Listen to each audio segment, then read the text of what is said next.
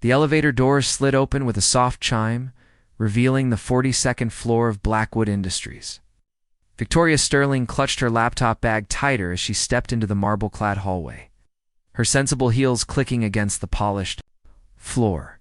The quarterly reports tucked under her arm felt heavy with the weight of her discovery, numbers that didn't add up, transactions that seemed too convenient, patterns that made her analyst's instincts scream. She hadn't meant to stumble upon the discrepancies. 3 weeks of late nights reviewing the Morrison Tech acquisition had led her down a rabbit hole of financial irregularities that she couldn't ignore. Now, armed with evidence and running on for hours of sleep, she was about to do something that could either make or destroy her career. The boardroom doors loomed ahead, crafted from rich mahogany and bearing the Blackwood Industries logo in brushed gold. Through the glass panels, she could see the silhouettes of the executive team, their meeting already in progress. Her hand trembled slightly as she reached for the handle. "Victoria, what are you doing here?" James Fletcher's voice made her jump. Her colleague emerged from the adjacent conference room, his friendly face creased with concern. "The Morrison presentation is happening now. You can't just, I have to, James." She turned to face him, her green eyes blazing with determination. "The numbers don't lie. Something's wrong with this acquisition, and if I don't speak up now, it'll be too late." James glanced nervously at the boardroom. But that's Adrian Blackwood in there. The Adrian Blackwood doesn't exactly welcome interruptions from junior analysts. Victoria straightened her shoulders, smoothing down her navy blazer. She'd bought it at a discount store, but it fit well enough to pass in these hallowed halls of corporate power. Then it's time he met one. Before James could protest further, she pushed open the doors and stepped into the lion's den. The conversation died. Instantly, 12 pairs of eyes turned toward her, their expressions ranging from surprise to annoyance. At the head of the table sat Adrian Blackwood himself. His dark hair perfectly styled, his custom suit fitting his broad shoulders like it was painted on, his steel-gray eyes fixed on her with an intensity that made her stomach flip. "I'm sorry to interrupt," Victoria began, her voice steadier than she felt. "But I'm Victoria Sterling from the Financial Analysis Department, and I have urgent concerns about the Morrison Tech acquisition." Catherine Wells, the CFO, half rose from her seat. "Ms. Sterling, this is highly irregular. The board is in session, and let her speak." Adrian's voice cut through the tension like a blade. He leaned back in his chair, his fingers steepled. Beneath his chin, "I'm curious to hear what's so urgent that it couldn't wait for proper channels." The dismissive tone in his voice sparked something fierce in Victoria's chest. She moved to the presentation screen, connecting her laptop with practiced efficiency. "The Morrison Tech acquisition values the company at $2.8 billion based on projected revenues and market position. However, my analysis reveals several concerning patterns." Her fingers flew across the keyboard, bringing up charts and graphs that painted a very different picture. Morrison's reported growth is largely artificial, inflated by a series of shell company transactions that create the illusion of increased market share. Their actual revenue is approximately 40% lower than stated. A murmur rippled through the room. Victoria felt a bead of sweat trace down her spine, but pressed on. Furthermore, their intellectual property portfolio, the primary asset we're acquiring, includes 17 patents that are currently under dispute in federal court. If those challenges succeed, Morrison's value drops to less than half our offer. "Interesting theory," Adrian said, his tone arctic, "but Morrison Tech has been vetted by our top analysts. Are you suggesting they missed something a junior analyst?" Caught. The challenge in his voice was unmistakable. Victoria lifted her chin, meeting his gaze directly. "I'm suggesting that sometimes fresh eyes see what experienced ones miss, and I'm not theorizing, I'm presenting facts." She clicked to the next slide, revealing a complex web of financial connections. "I traced the shell companies back to their source. They're all connected to Meridian Capital, which has significant holdings in Morrison's biggest competitors. They've been artificially inflating Morrison's numbers to make them a more attractive acquisition target." "And you discovered this? How, exactly?" The question came from Harrison Blake, Adrian's business partner, his voice sharp with skepticism. "By doing my job," Victoria replied simply. I spent 3 weeks following every transaction, every partnership, every subsidiary. The pattern became clear once I mapped the connections. Adrian stood slowly, his tall frame commanding attention. He moved around the table with predatory grace, stopping directly in front of Victoria. Up close, she could see the flecks of amber in his gray eyes, could smell the subtle cologne that probably cost more than her monthly rent. "You've done extensive research," he said, his voice dangerously quiet. "But you've also potentially interfered. With a multi-billion-dollar acquisition based on speculation and conjecture, it's not speculation, isn't it?" He stepped closer, invading her personal space. "You're asking me to halt a deal that's been months in the making based on the word of someone who's been with this company for less than a year." The room held its breath. Victoria could feel the weight of every gaze, tension crackling between her and the man who could end her career with a word. But something in his eyes told her he was testing her, pushing to see if she'd back down. "Then verify it," she said, her voice steady despite her racing heart. "Be 48 hours to present a complete analysis. If I'm wrong, I'll resign. If I'm right, you'll have saved this company from a catastrophic mistake." Adrian's eyes narrowed, and for a moment she thought she saw a flicker of respect. "You're that confident?" "I'm that right." The silence stretched between them, heavy with unspoken challenge. Finally, Adrian turned to address the room, meeting adjourned. "Catherine, I want a full audit of Ms. Sterling's claims. Everyone else will reconvene Thursday morning." As the executives filed out, murmuring among themselves, Victoria began. Disconnecting her laptop with shaking hands, she'd done it. She'd actually challenged Adrian Blackwood in front of his entire board. The adrenaline was wearing off, leaving her lightheaded and slightly nauseous. "Miss Sterling." His voice made her look up. They were alone now, the boardroom suddenly feeling much smaller. That was either very brave or very foolish. "Maybe both," she admitted, tucking a strand of auburn hair behind her ear. "But I couldn't stay silent." Adrian studied her for a long moment, his expression unreadable. "You realize what you've done? If you're wrong about this, your career in finance is over, not just here, anywhere. And if I'm right?" A slow smile spread across his lips, transforming his austere features. "Then you'll have my attention, Miss Sterling. And trust me, that's not something I give lightly." He moved toward the door, pausing just before he reached it. "Catherine will provide you with whatever resources you need. You have your 48 hours. He glanced back at her, his eyes holding hers. "Don't waste them." As the door closed behind him, Victoria sank into the nearest chair, her legs suddenly unsteady. She'd gambled everything on her instincts, and now she had 2 days to prove she was right. But it wasn't just her career on the line anymore. Something had shifted in that moment when Adrian smiled at her. Something that made her pulse quicken and her thoughts scatter. She shook her head, forcing herself to focus. She had work to do. The next 36 hours passed in a blur of caffeine, spreadsheets, and phone calls.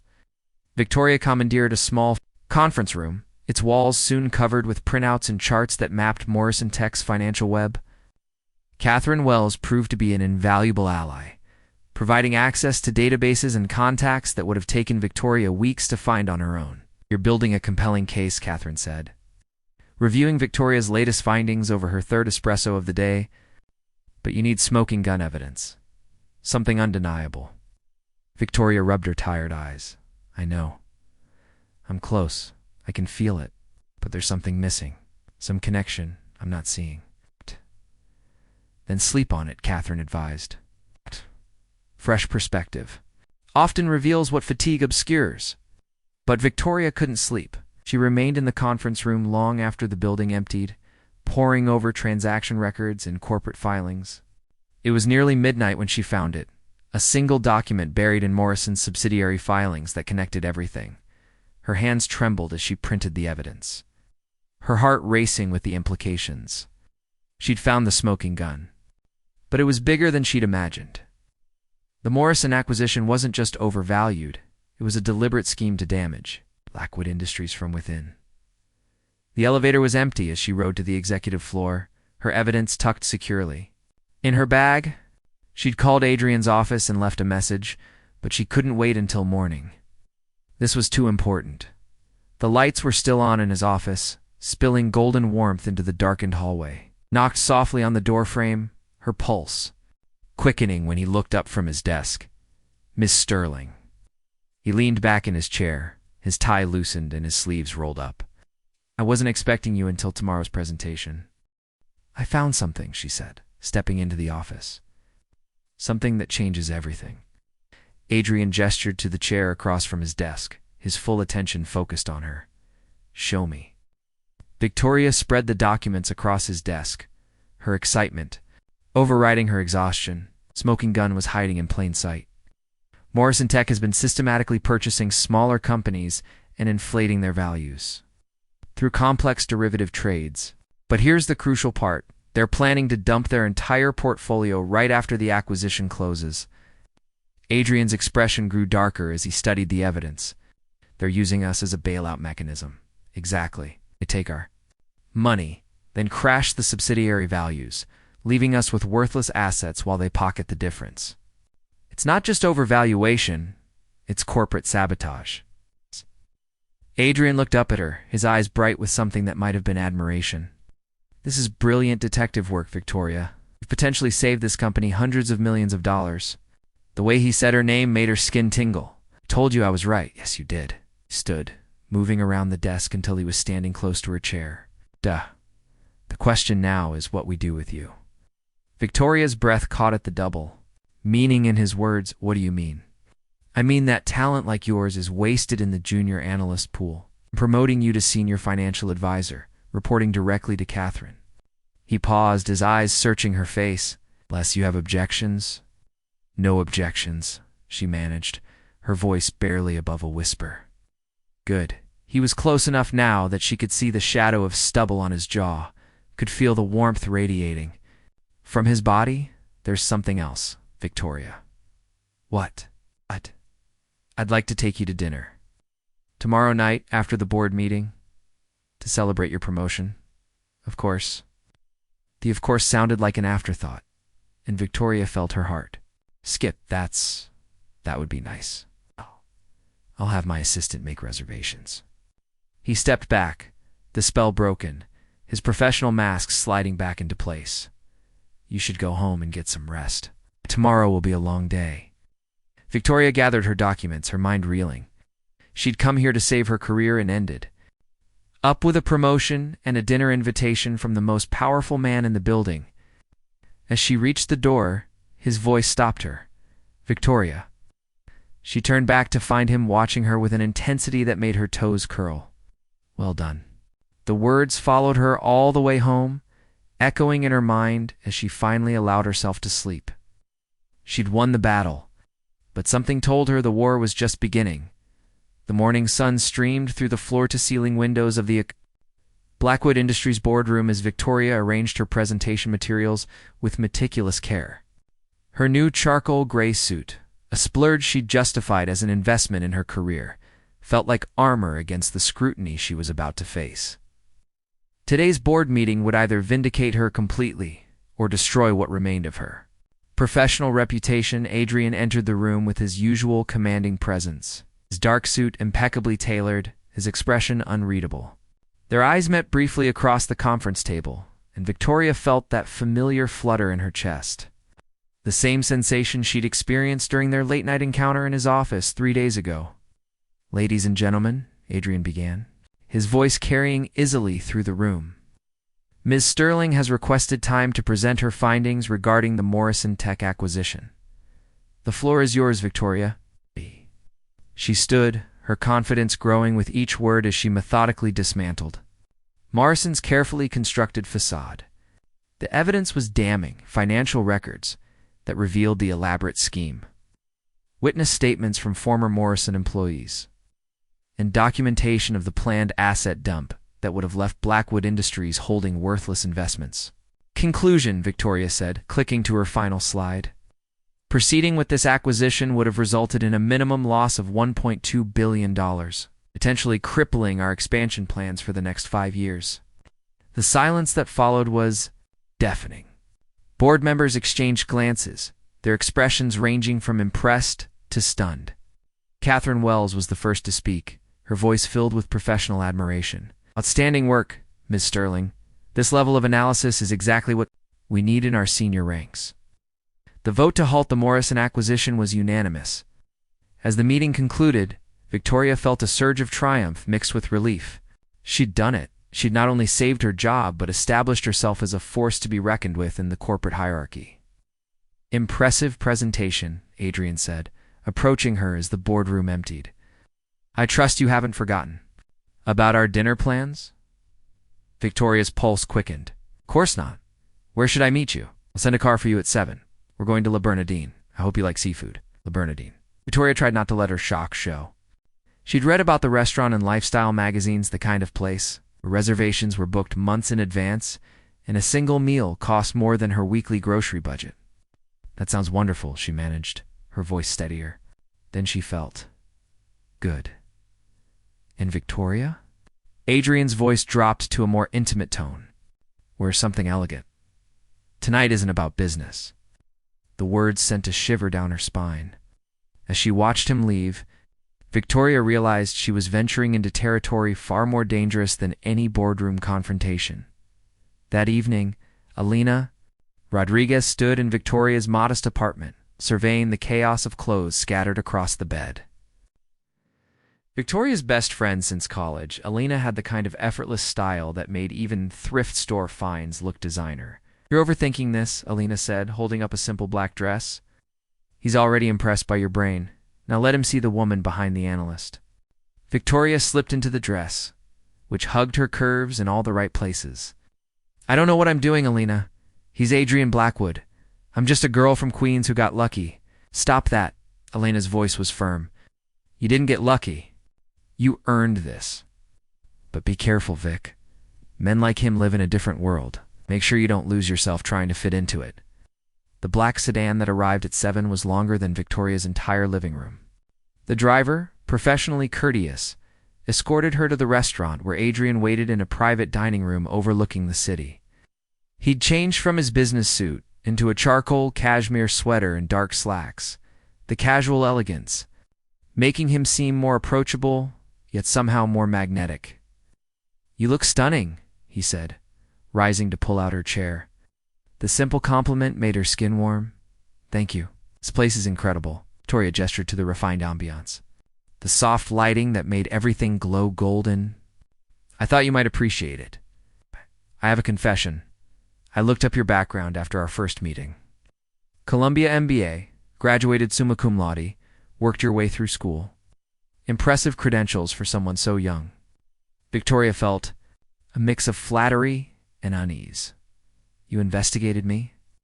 I research everyone who catches my attention. It's a habit. Adrian's smile was disarming. But I was more interested in what the files didn't tell me.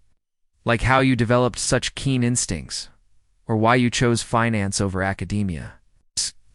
As the evening progressed, Victoria found herself opening up in ways she hadn't expected.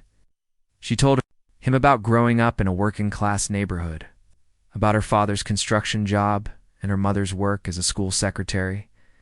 She spoke of her determination to prove that success wasn't reserved for those born into privilege. And you? She asked, emboldened by wine and his genuine interest in her story. What made you want to build an empire? Adrian's expression grew thoughtful. Control, I suppose. I was 12. My father lost everything in a business deal gone wrong. I watched him crumble, saw how powerlessness destroyed him. I swore I'd never be that vulnerable.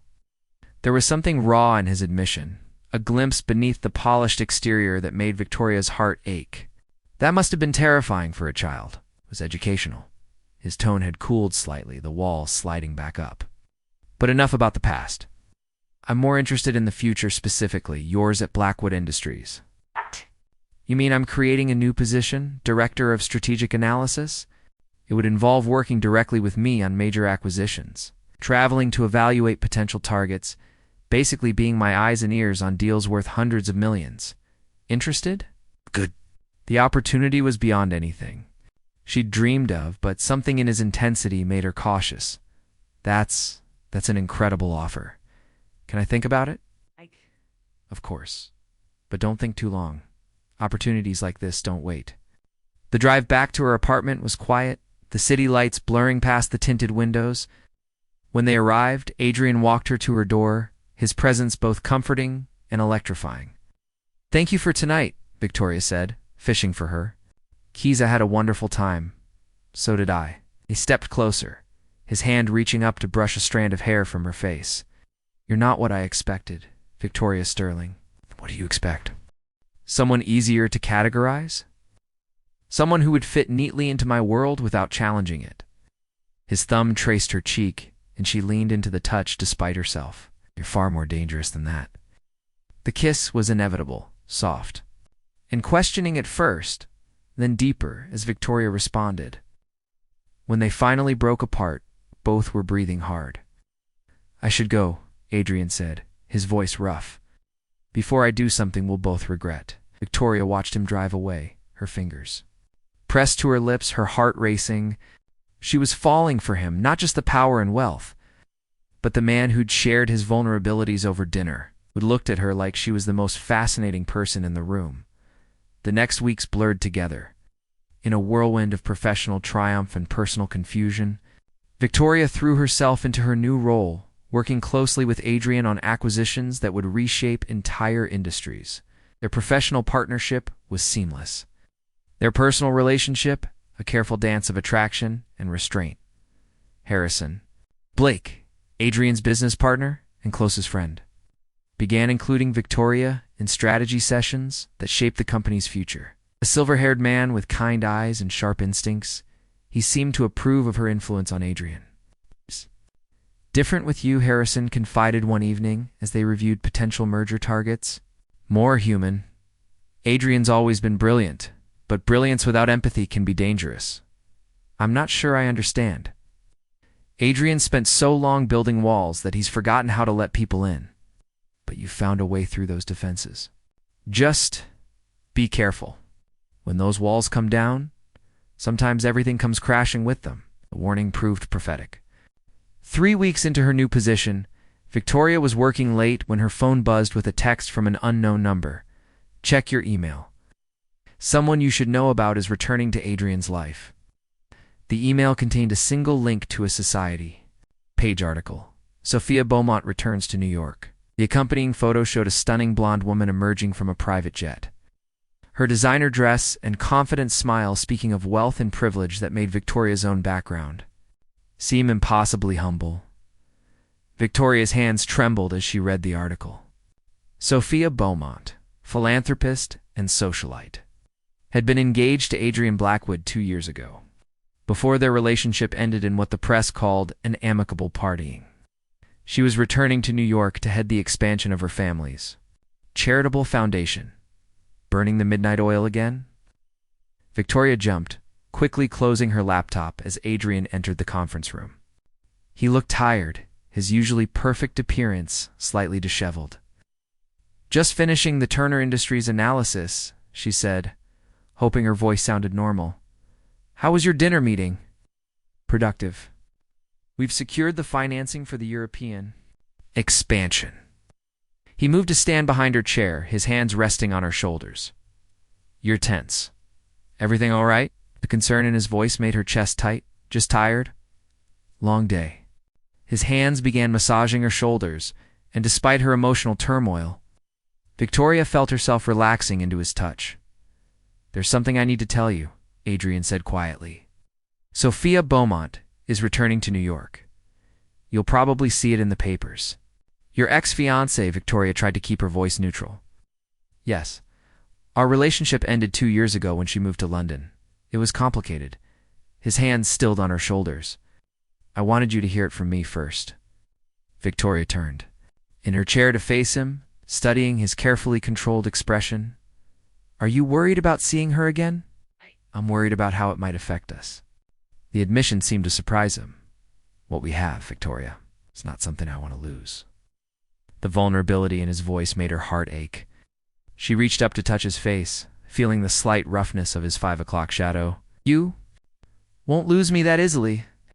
But even as she said the words, Victoria wondered if she was making a promise she could keep. The article had made one thing clear. Sophia Beaumont moved in Adrian's world with an ease that Victoria might never achieve. The question was whether love could bridge the gap between their different universes. The answer came sooner than expected. 2 nights later, Adrian invited Victoria to a charity gala at the Metropolitan Museum of Art. As they entered the grand hall, Victoria felt the familiar flutter of insecurity. The guests were a who's who of New York society, their jewelry worth more than most people's homes, their easy confidence born from generations of privilege. "You look beautiful," Adrian murmured, his hand warm on her lower back. Victoria's emerald green gown had been another splurge, but surrounded by couture and family heirlooms. She felt like she was playing dress-up. "Adrian, darling." The voice was cultured, with just a hint of a British accent. Victoria turned to see Sophia Beaumont approaching, and her heart sank. The woman was even more stunning in person, tall, elegant, with the kind of effortless grace that money couldn't buy, but breeding could. "Sophia." Adrian's voice was carefully neutral. "I heard you were back in town, just returned last week. London was wonderful, but New York is home." Sophia's smile was warm but assessing as her gaze shifted to Victoria. "And you must be the brilliant analyst everyone's talking about. I'm Sophia Beaumont." "Victoria Sterling." "It's nice to meet you." Victoria managed a polite smile acutely. Aware of the way Sophia's eyes catalogued everything from her dress to her jewelry to the way she stood beside Adrian, Victoria discovered the Morrison tech fraud, Adrian said, a note of pride in his voice. "Saved the company over $1 billion. How impressive." Sophia's smile didn't waver, but something cold flashed in her blue eyes. Adrian always did have an eye for talent in all its forms. The comment felt like a subtle insult, and Victoria felt her spine stiffen. "I was just doing my job." "Of course you were. Well, I should mingle so many old friends to catch up with." "Adrian, perhaps we could have lunch this week?" I'd love you. To discuss the foundation's investment strategy, Sophia glided away. Victoria felt like she'd been dismissed. The rest of the evening passed in a blur of introductions and polite conversation. But Victoria couldn't shake the feeling that she was being evaluated and found wanting. "You're quiet," Adrian observed as they sat in his car afterward. "Did you enjoy the evening?" "It was educational." Victoria chose her words carefully. "Your ex-fiancé is very sophisticated. Sophia's always been comfortable in that world. She was born into it." Adrian's tone was neutral, but Victoria sensed undercurrents she couldn't read. "Is that what's bothering you?" Victoria wanted to deny it, to pretend that Sophia's effortless elegance hadn't made her feel like an imposter. But the question that had been haunting her since the restaurant spilled out instead. "Do you ever wonder if we're too different? This gap between our worlds is too big to bridge?" Adrian was quiet for a long moment. When he spoke, his voice was careful. "I think differences can be strengths. You bring perspectives I'd never considered, challenge assumptions I didn't know I had." It wasn't exactly a declaration of love, and Victoria felt a chill that had nothing to do with the evening air. As Adrian walked her to her door, she couldn't shake the feeling that something had shifted between them, that Sophia's return had awakened doubts that might prove impossible to silence. The kiss Adrian gave her goodnight was gentle but brief, lacking the passion of their previous encounters. As Victoria watched him drive away, she wondered if she was already losing him to a world she could never truly belong to. The war for Adrian Blackwood's heart was about to begin, and Victoria wasn't sure she was equipped to fight it. The morning brought unwelcome news in the form of a gossip column photo. Adrian and Sophia laughing over lunch at an exclusive restaurant, their heads bent close in intimate conversation. Victoria stared at the image on her phone, her coffee growing cold as jealousy twisted in her stomach like a living thing. Earth to Victoria. Elena's voice cut through her brooding.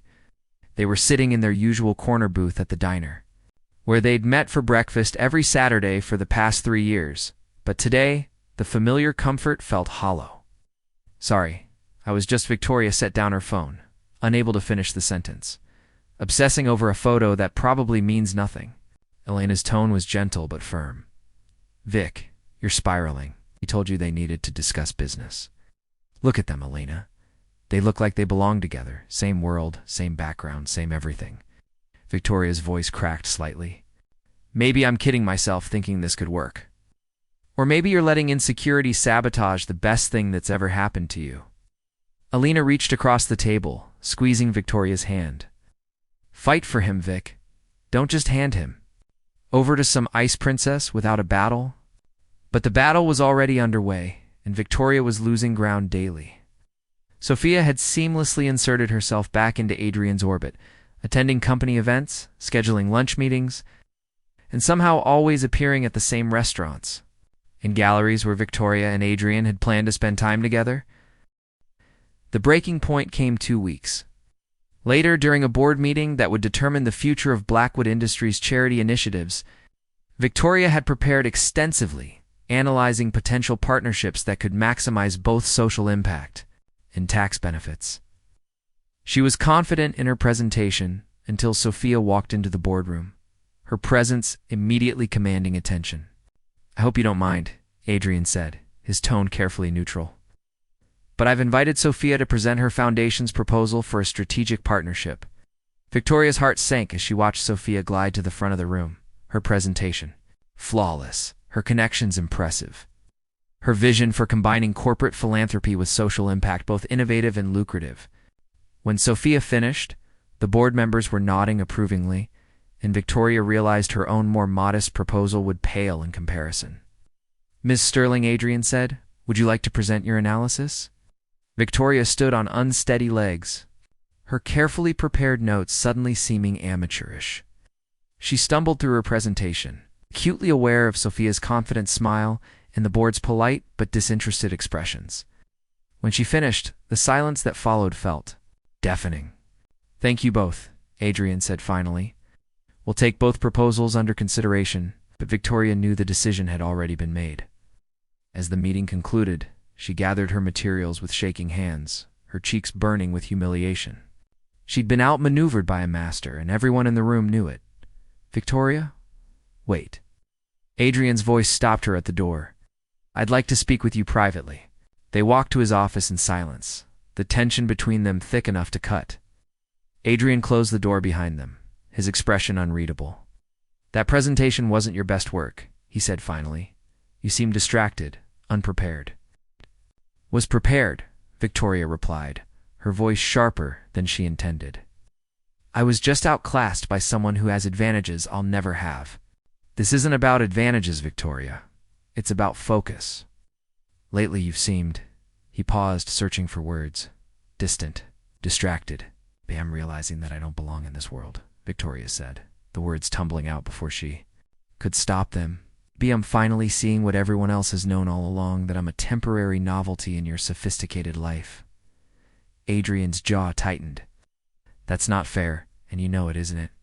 When was the last time we had dinner without Sophia mysteriously appearing at the same restaurant? When was the last time you looked at me the way you used to, before she came back? Sophia and I are working together on legitimate business concerns. Sophia is playing a game you refuse to see? Victoria interrupted. And I'm tired of being the obstacle she's systematically removing from your path. Adrian moved closer, his eyes flashing with something that might have been anger or hurt. So what? Are you saying that you're giving up? I'm saying maybe it's time to be realistic about what this is. Victoria's voice broke slightly. You and I, we're from different worlds. Maybe that was always going to be insurmountable. I don't accept that, Adrian said firmly. We can make this work, Victoria. We just need to what? Tend that. I'll ever be as polished as Sophia. I'll ever understand the unspoken rules of your world. Victoria shook her head. I'm exhausted, Adrian. Exhausted from constantly feeling like I'm auditioning for a role I'll never be right for. The silence stretched between them, heavy with everything they weren't saying. Finally, Adrian spoke, his voice quiet. If that's how you feel, then perhaps we need to reassess our arrangement. The formal tone cut Victoria deeper than any anger could have. Perhaps we do. That evening, Victoria sat in her apartment, staring at the stack of business cards from executive recruiters who'd been calling since news of her Morrison Tech's success had spread. One card in particular caught her attention, Isabella Cross. From Meridian Executive Search, representing a position as chief financial analyst for a growing investment firm in London. London, 3,000 miles from Adrian. Blackwood in the world that had never quite felt like home. She was still holding the card when her phone buzzed with a text from an unknown number. Ms. Sterling. This is David Chen from the Financial Times. I have information about Blackwood Industries that you need to see. Can we meet? Victoria's blood ran cold. David Chen was an investigative journalist known for exposing corporate corruption. Whatever he wanted to discuss, it couldn't be good news. They met the next morning at a small cafe in Brooklyn, far from the Manhattan corridors where news traveled faster than light. David was younger than she'd expected. With serious eyes behind wire-rimmed glasses and the nervous energy of someone sitting on a major story. Miss Sterling, I'll be direct, he said, sliding a thick folder across the table.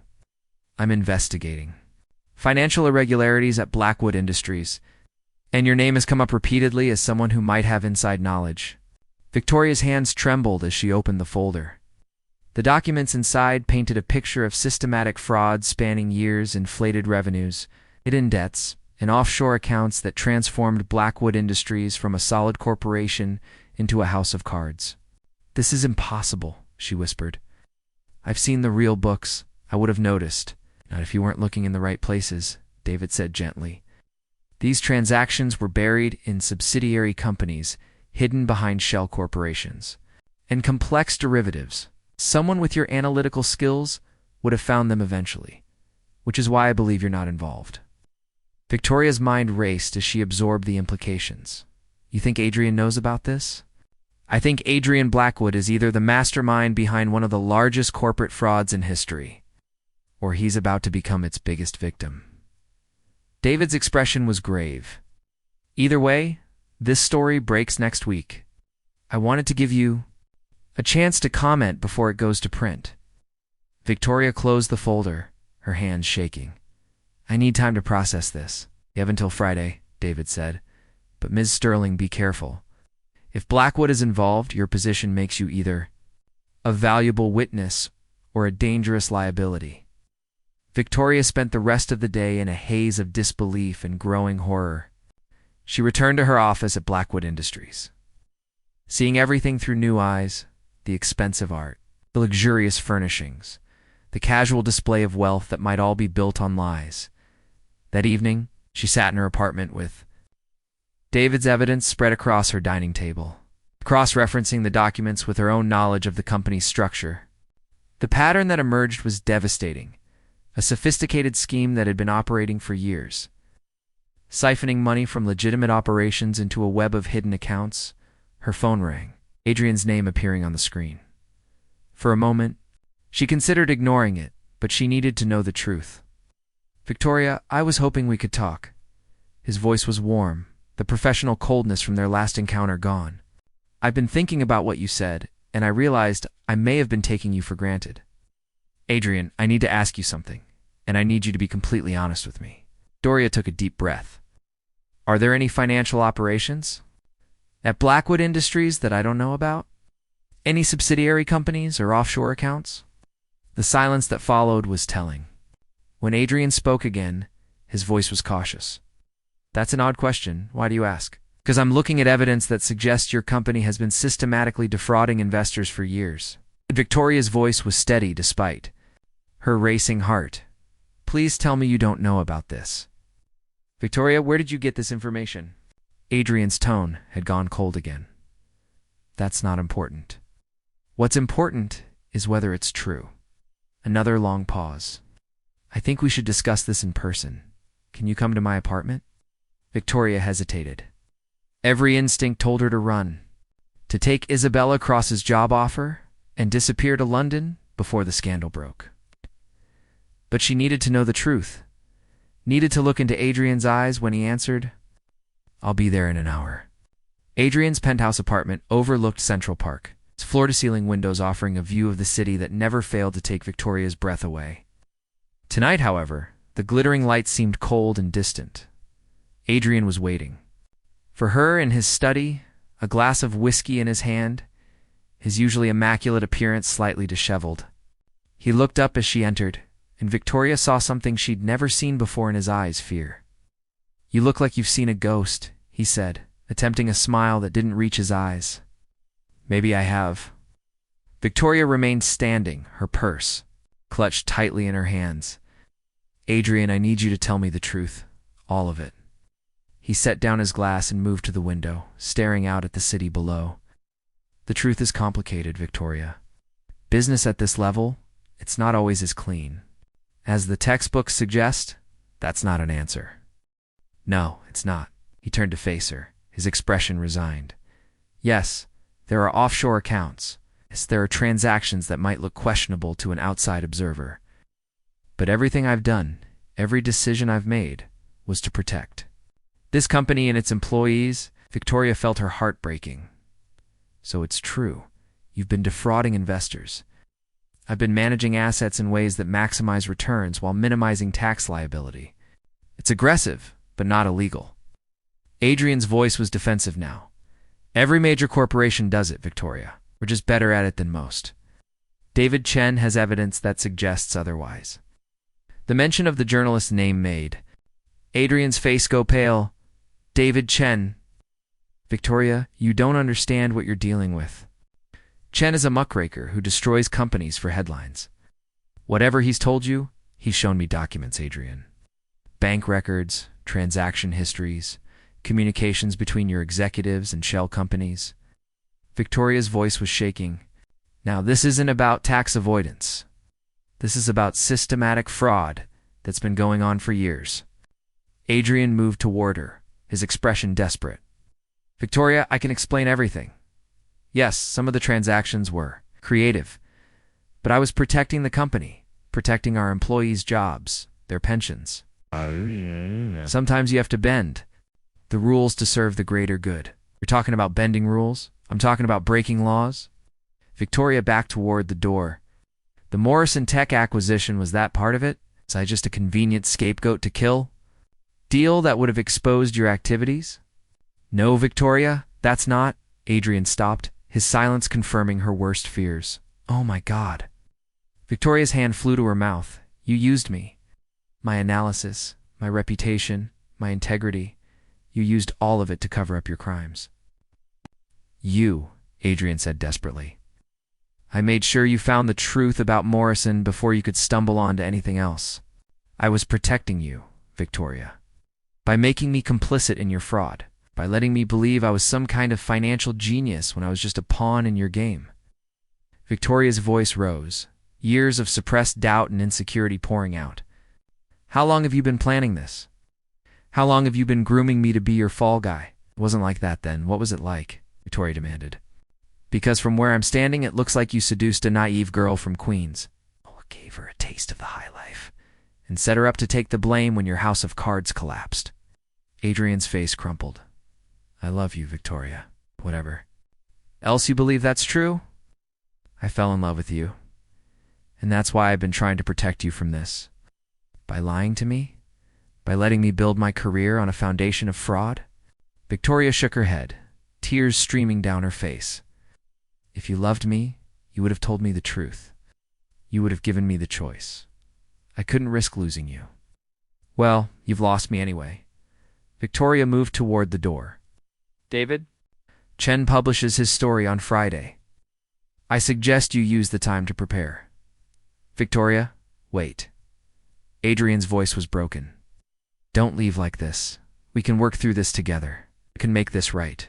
She paused at the door, looking back at the man she'd thought she loved. The only way to make this right is to face the consequences of what you've done, and I can't be part of that. Victoria fled the apartment, her chest tight with grief and betrayal. She'd lost more than love. She'd lost her faith in her own judgment, her trust in the career she'd built, her belief in the possibility of bridging the gap between worlds. The next morning brought another bombshell in the form of a phone call from her mother in Queens. Margaret Sterling's voice was tight with worry.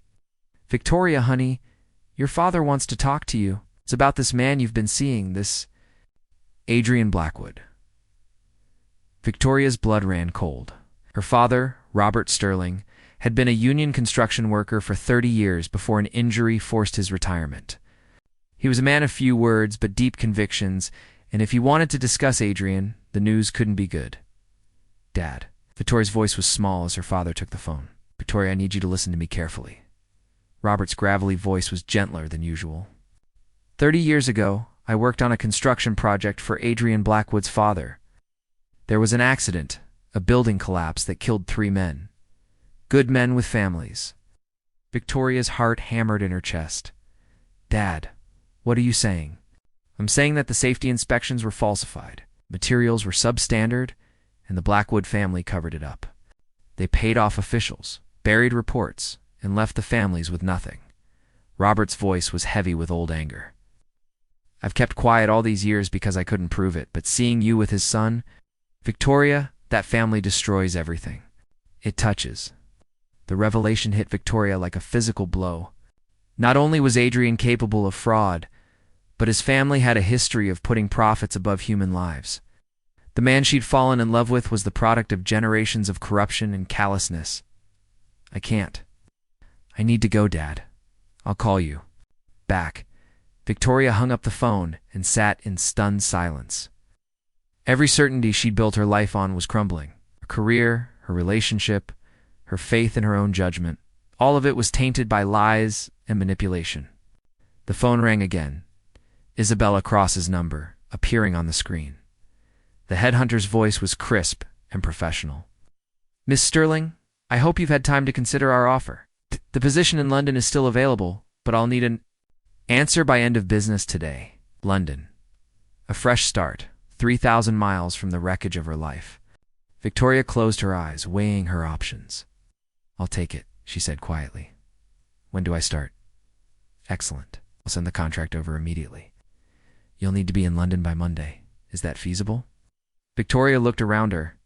Apartment, at the life she'd built in New York, at the dreams that had turned to ash. Yes, that's feasible. She spent the rest of the day in a mechanical haze, making arrangements, canceling plans, preparing to disappear from the life that had never really been hers. David Chen's story would break on Friday, and she wanted to be gone before the scandal consumed everything in its path. That evening, as she packed her belongings, Victoria's phone buzzed with a text from Adrian. Victoria, please, let me explain. I know how this looks, but I can make you understand. I'm flying to London tomorrow. Meet me at the Shard rooftop at sunset. If you ever cared for me, please give me this chance. Victoria stared at the message, her thumb hovering over the delete button. She should ignore it, should board her flight, and never look back. But something in the desperate tone of his message made her pause. Against her better judgment, she typed back, "One chance." Ow. The next evening, Victoria stood on the observation deck of the Shard, London's skyline stretching endlessly before her. She'd arrived that morning, checked into a hotel, and spent the day walking the city's streets, trying to imagine a life here, away from the chaos she'd left behind. She heard his footsteps before she saw him, the familiar sound of his expensive shoes on the polished floor. When she turned, Adrian looked haggard, his usually perfect appearance disheveled, his eyes redrimmed with exhaustion. You came, he said, his voice hoarse with relief. I said I would. Victoria kept her distance, her arms crossed defensively. You have 5 minutes. Victoria, I know how this looks. I know what you must think of me. Adrian moved closer, his hands spread in supplication. But I need you to understand, everything I did to protect the people who depend on Blackwood Industries. Our thousands of employees, their families, their futures. You're saying you committed fraud to protect people? I'm saying I took risks to keep the company solvent during the recession? Some of those risks involve creative accounting, yes. The alternative was bankruptcy, mass layoffs, economic devastation for everyone connected to the company. Adrian's voice grew stronger, more confident, chose the lesser evil. Doria studied his face, searching for the truth beneath the practiced words. And Morrison Tech. You used me to kill that deal to protect your scheme? I used you too. Expose the truth about Morrison, Adrian said firmly. Yes, it also protected certain arrangements. But Victoria, your analysis was genuine. Your instincts were right. I didn't manipulate that. I just recognized it. What about your father? What about the construction workers who died because of your family's corruption? Adrian's face went pale. Who told you about? That my father was there? Saw what your family did? How they covered it up? Victoria's voice was cold. Apparently, destroying lives for profit is a family tradition. That was my father, not me, Adrian said desperately. I was a child when that happened. Can't be held responsible for his crimes. But you can be held responsible for your own. Victoria turned away, looking out at the city lights. Hey, the story breaks tomorrow, Adrian. David Chin has everything. Your empire's going to collapse, and you're going to prison. Not if I have the right lawyer, the right connections. Adrian moved to stand beside her. Victoria, I can survive this. I can rebuild. But I need you with me. I need someone I can trust, someone who understands me, someone who can be your alibi when the investigators come calling. Someone who can be your alibi when the investigators come calling. Someone who loves me, despite my flaws. Adrian's voice was raw with emotion. I know I've made mistakes, Victoria. I know I've hurt you. But we can start over. We can build something real together. Victoria felt tears prick her eyes. Part of her wanted to believe him, wanted to accept that love could overcome the lies and betrayal. But she thought of her father's words, of the men who'd died because of Adrian's family, of the investors who'd lost their savings to his schemes. I can't, she whispered, her voice breaking. I can't be part of this anymore. Adrian reached into his jacket, pulling out a small velvet box that made Victoria's breath catch. Then let me give you a reason to stay. He dropped to one knee on the observation deck, the city of London sparkling below them like a sea of diamonds.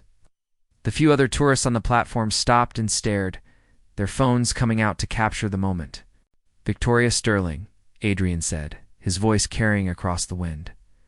You are the most extraordinary woman I've ever met. You challenge me, you inspire me, you make me want to be better than I am. I know I've made mistakes, but I love you with everything I have. Marry me. Help me rebuild not just my company, but my life. Help me become the man you deserve.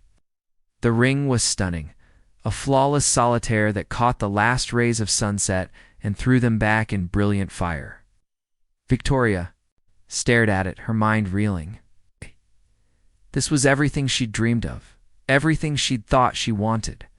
The ultimate validation that she belonged in his world, that love could conquer the differences between them.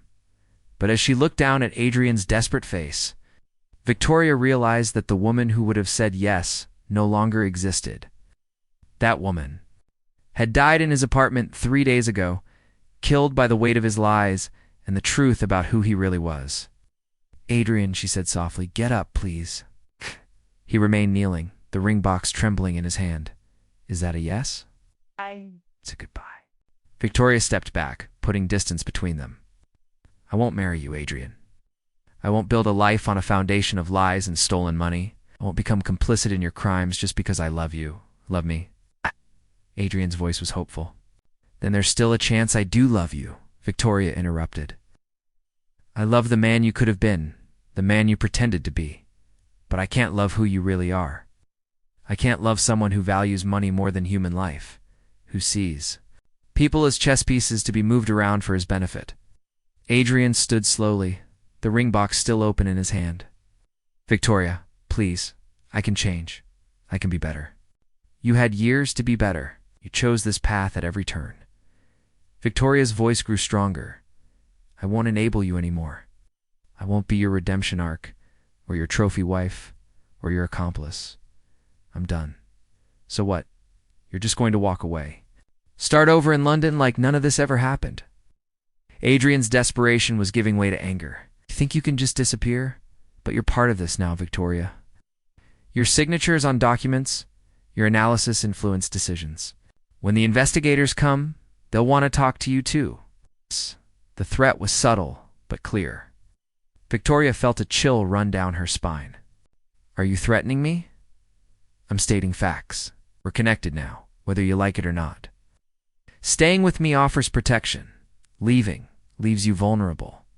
Victoria saw him clearly then, not the sophisticated businessman or the passionate lover, but the cold-hearted manipulator who would use anyone and anything to get what he wanted. The man her father had warned her about. "Then I'll take my chances," she said firmly. "Well, I'd rather face whatever comes than spend another day living a lie." She turned to walk away, but Adrian's voice stopped her.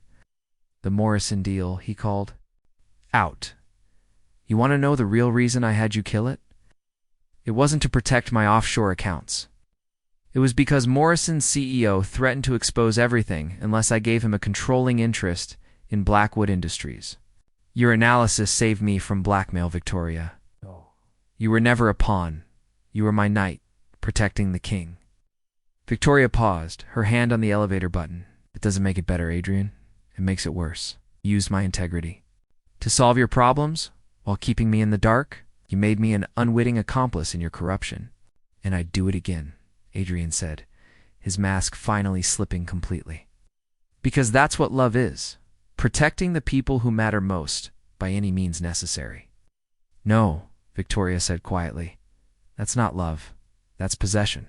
I refuse to be possessed by anyone." The elevator doors opened, and Victoria stepped inside without looking back. As the doors closed, she caught a final glimpse of Adrian standing alone on the observation deck, the ring box still clutched in his hand, his empire crumbling around him.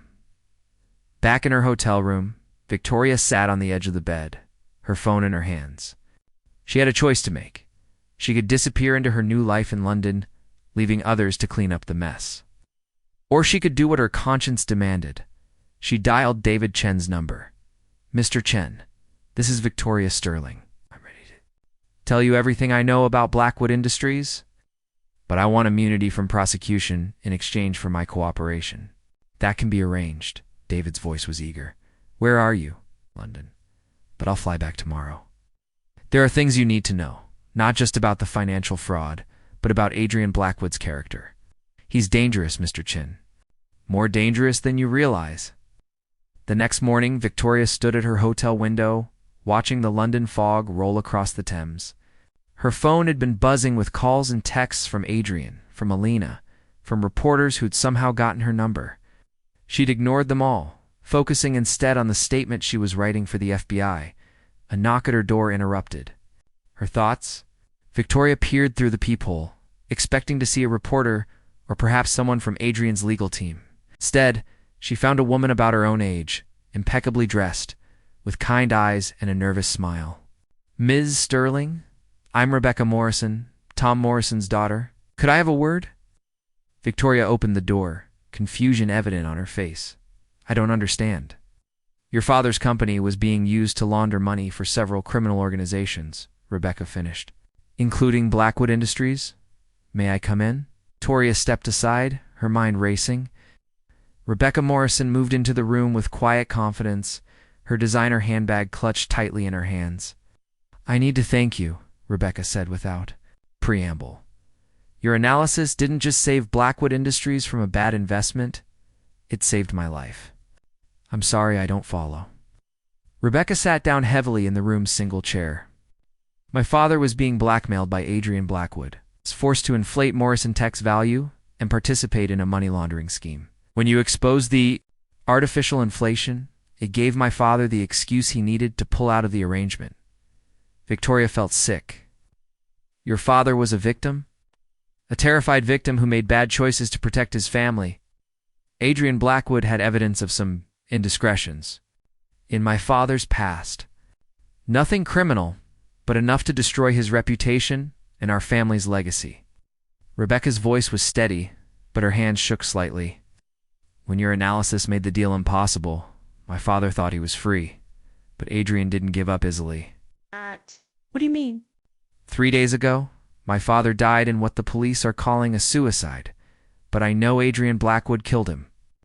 Rebecca's composed facade cracked, tears streaming down her face. "My father would never have abandoned our family. He was murdered." To keep him quiet about the money laundering operation, Victoria sank onto the bed, the full horror of Adrian's crimes hitting her. "Do you have evidence?" "Some, but I need someone on the inside. Someone who understands the financial structure and can help investigators unravel the whole operation." Rebecca wiped her eyes. I know what I'm asking. Testifying against Adrian Blackwood is dangerous. But my father died believing he was protecting our family. I won't let his murder go unpunished. Victoria thought of the man she'd fallen in love with, the charming billionaire who'd swept her off her feet. Then she thought of the cold manipulator who'd threatened her the night before, who'd used her integrity as a weapon in his criminal enterprise, who might have killed to protect his secrets. I'll testify, Victoria said firmly. I'll tell them everything. Rebecca's relief was palpable. Thank you. Together, we can make sure he faces justice. As Rebecca left, Victoria felt something she hadn't experienced in days purpose. She'd lost her career, her love, and her faith in her own judgment. But she could still do the right thing. She could help ensure that Adrian Blackwood faced the consequences of his actions. Her phone rang. Lena's name appearing on the screen. Vic, thank God. I've been worried sick. The news is everywhere. Adrian Blackwood's been arrested. Blackwood Industries is in federal receivership, and your name is all over the financial blogs.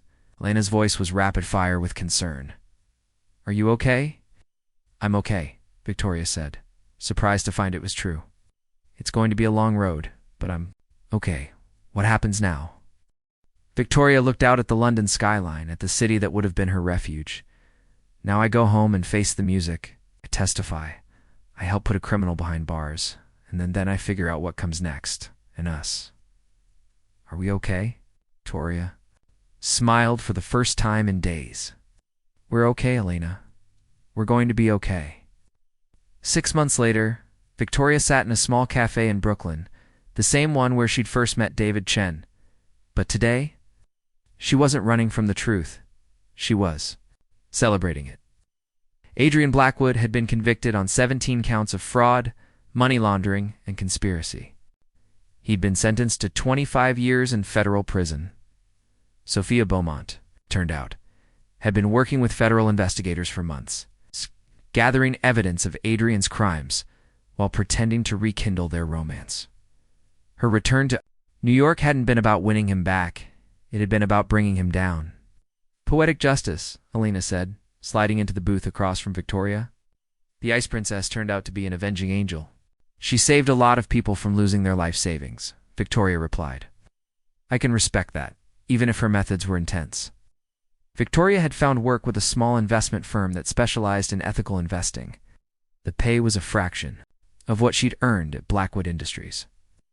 But she slept well at night, knowing her work wasn't built on lies and stolen money. Any regrets? Lena asked, sipping her coffee. Victoria considered the question. She thought about the life she might have had as Adrian's wife, the penthouses and private jets, the galas and designer gowns, the intoxicating feeling of unlimited power and wealth. Then she thought about the construction workers who'd died because of his family's greed, the investors who'd lost their savings to his schemes. Tom Morrison's daughter, grieving her murdered father? No, Victoria said firmly. No regrets. I found out who I really am when everything else was stripped away. It's worth more than any fortune. Her phone buzzed with a text from an unknown number. Victoria's blood ran cold as she read the message. Prison is temporary. Memory is forever. We'll finish our conversation someday. Aelina noticed her expression. Vic, what's wrong? Victoria deleted the message and put her phone away. Nothing, just spam. But as they left the cafe, Victoria found herself looking over her shoulder, scanning the crowded Brooklyn street for familiar faces. Adrian Blackwood was locked away, but his reach was long and his memory longer. The game between them might be over, but Victoria suspected the war was far from finished. For now, though, she was free. Free to build a life based on truth rather than lies, free to love someone who saw her as an equal rather than a possession. Free to use her talents for good rather than greed. She'd found love in the boardroom, but she'd found herself in its ashes. And that, Victoria thought as she walked into the golden afternoon sunlight, was a far more valuable discovery. The billionaire's proposal had been the end of one story. But Victoria Sterling's real story was just beginning.